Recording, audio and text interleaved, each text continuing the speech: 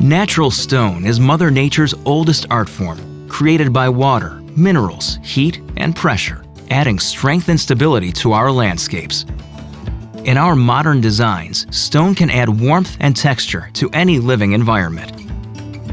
Our natural stacked stone panels can be used on both the interior and exterior of a home and are made of 100% genuine stone, guaranteed to stand the test of time. With the right guidance and the proper tools, installing these stone panels can be easy. This video will teach you how to install our stacked stone panels on an interior wall.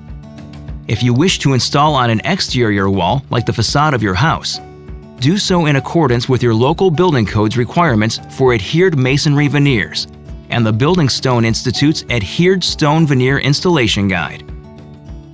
A water-resistive barrier must be appropriately installed with penetration and junction flashing, and the panels must be installed over an appropriate substrate. If a cement backer board is used as the substrate, refer to the manufacturer's installation instructions for preparation requirements. Pre-packaged mortars meeting or exceeding the requirements of ANSI A118.15, such as Custom Building Products Pro-Lite Large Format Tile and Stone Mortar, are recommended. Natural stones used externally should also be sealed using a penetrating sealer. The panels are available in two styles: L-shaped panels to fit around outside corners, and flat panels for every other area of the project. The pieces are designed to interlock together to assist installation. Determine how much product you will need for your project by calculating the surface area where they will be installed. Multiply the height and width of each wall and add the products together. Check your work by measuring a second time. In most cases, the panels are approximately 1 square foot, so the amount of panels you'll need for a flat project is the same number as the surface area. If your project has corners, measure the height of the corners.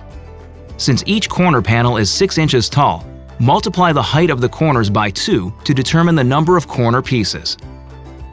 Each corner panel takes up 3/4 a square foot, so multiply the number of corner panels by 0.75. Then, subtract that number from the total surface area of the walls you are covering. This will give you the number of flat panels you need. No matter the project, remember to order an additional 10% to account for any waste and cuts. In order to properly install the stacked stone panels, you will need to assemble several materials for preparation, as well as these various tools for the installation.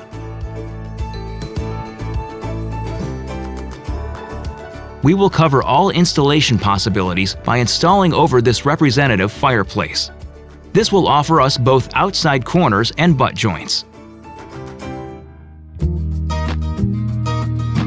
If you are installing indoors, the first step is to protect your floor by laying out either a drop cloth or a heavy-duty paper. Next, you will have to prepare the wall. The panels will adhere to cement block walls or a cement board attached to the wall, but you must ensure that both the wall and the panels are clean, dry, and free of any dust and debris. Any mantle or other wall fixture should be in place before installation. If using a backer board, it must be fastened securely with backer board screws. And the joints between the backer boards must be filled with mortar and embedded with tape, per the manufacturer's instructions. Pull your panels out and make sure you have the correct product for your project. Using multiple boxes, lay the panels out on the floor in a random pattern directly in front of the project. This will imitate how they will look on the wall. As you should do for any natural stone installation, make sure you blend the panels and review before installation to ensure the panels match. Stand your first row against the wall, placing shims where needed to ensure the panels are level. You will need to create a chalk line at the height the first row of panels now reach. It is crucial that the bottom row is level, so use this line as a reference when installing the first row. When you are completely ready to start your project, it is time to mix the thin set. We recommend using Pro-Lite stone mortar as it immediately holds wall panels in place without sag or slip and offers high bond strength. You can purchase this at the Home Depot. Proper mixing is essential, so follow the manufacturer's instructions. If your project has outside corners, start each row with the corner pieces. Choose a lower corner to start. With the notched side of a masonry trowel, apply thinset to the area of the wall or corner at which you are starting. Then spread a thin layer of thinset to the back of the panel with the flat side of the trowel. This method is used so that upon placing the panel on the wall, all voids in the thinset are filled, resulting in good contact with the wall. Press it into place. Tap with a rubber mallet and ensure that straight level lines are maintained. Our project requires us to install the other corner panel for this row right up against the first one. To do this, we will cut a step into the panel so that it fits. Mark your cut and perform this by using a wet saw. Later, we will demonstrate a situation in which a step will be cut into a flat panel. If your project does not have any exposed corners, start by cutting a straight edge on the first panel. The edge should be cut so that the panel is plumb to the adjacent wall while still following the level line. Now, apply thinset to the wall and to the back of the panel, as demonstrated before. Push it firmly into place and tap with a rubber mallet. Complete the remainder of the row by interlocking the panels. Apply mortar in the same way and place shims and spacers where needed to follow the level chalk line. When you get to the end, you may need to cut a piece to fit properly. In our project, we have a butt joint where two pieces will meet at an inside corner. To do this, install the panels on both walls until only the gaps for the final pieces remain. Measure the gaps and cut your pieces to leave a ½ inch gap from the adjacent wall. Then, with a chisel, chip away the sharp corners on the ends. This will allow the panels to fit together more organically.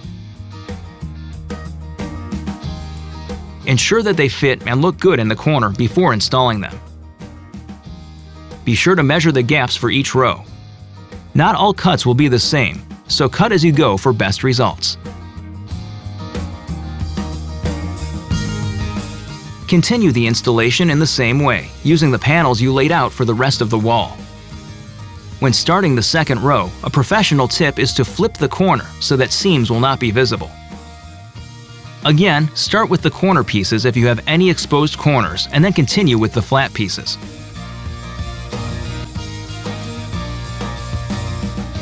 For the panels above the firebox, we've added a temporary support to avoid any sagging.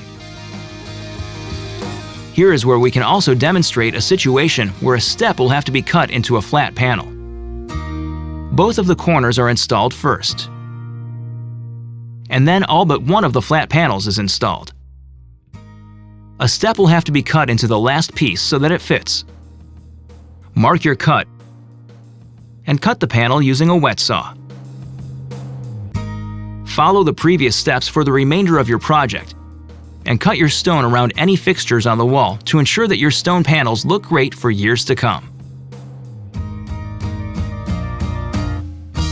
Now, since you've prepared the wall, planned your project, and executed a perfect install, you can enjoy the beauty and warmth that natural stone brings to your environment.